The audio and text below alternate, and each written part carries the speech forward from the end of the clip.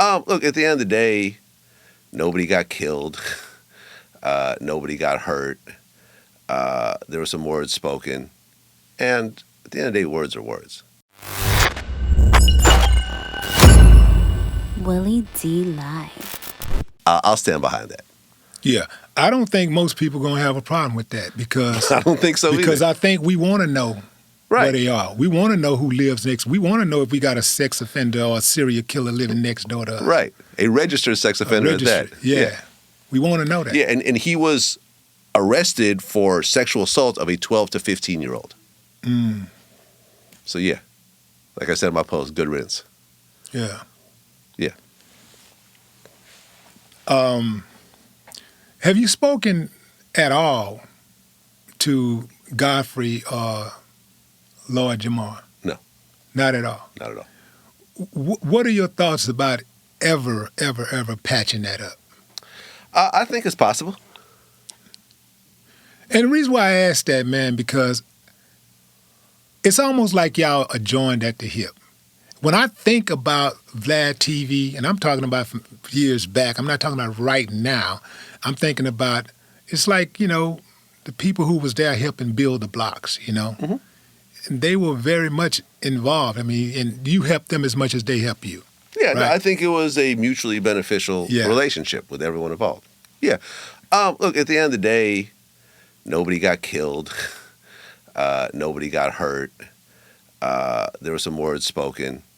And at the end of the day, words are words. The older I get, the more I realize how little power words really have and how people put too much power in other people's words. Well, I do agree with the second part of what you said. We put too much power in other people's words. But that first part, words are not just words. Because if you think about this. Think about how many people we're walking on right now who are dead prior to an argument. They were killed. Like, before they were killed, an argument ensued. Mm-hmm. Somewhere down the line, that was an argument. Yeah. And maybe that argument, it morphed into a physical conflict, confrontation or whatever. Mm-hmm. But typically, most people who get killed, if you think about everybody that you know who's ever been killed, that was an argument that ensued prior to them being killed. Right. And this is why you have to be careful with words, because words can trigger an emotional response that can get you killed. No, I understand that. And what I'm saying is I can't control the way my words affect other people, but I can control the way other people's words affect me. And what I realized is that I took, over time, I spent too much energy on other people's words when they were just words. And that was a growth that I had to go through. And you really see this, like, for example, like with Kanye right now. Like, Kanye is really almost trying to prove this point that he could say whatever he wants and people will just have to deal with it and he'll just keep going on with his life.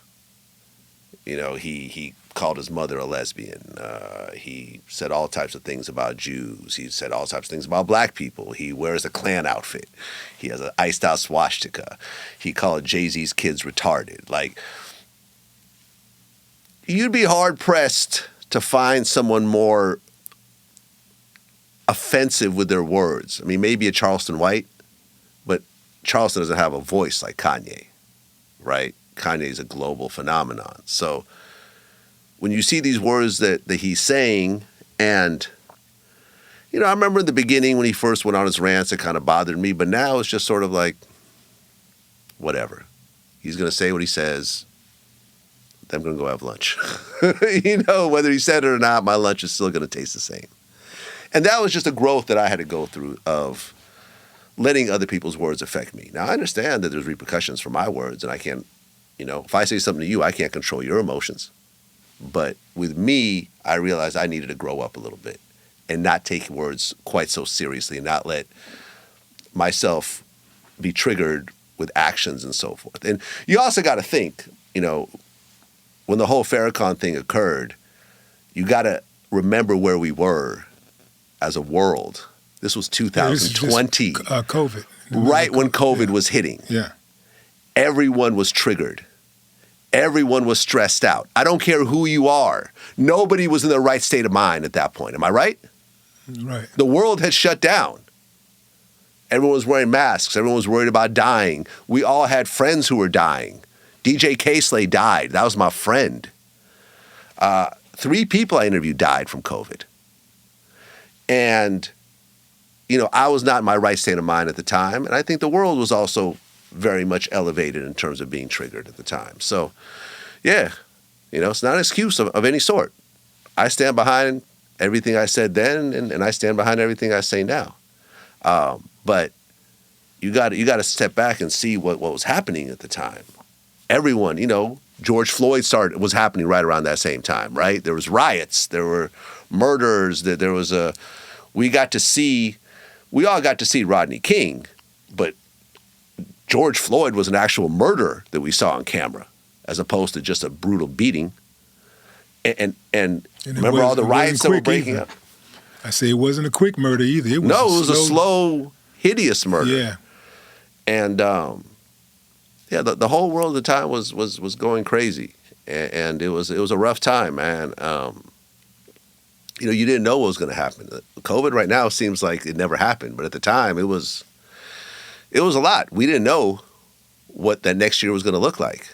We didn't know whether we were going to be alive that next year. So a lot of things that were happening were very exaggerated, I felt, during that time.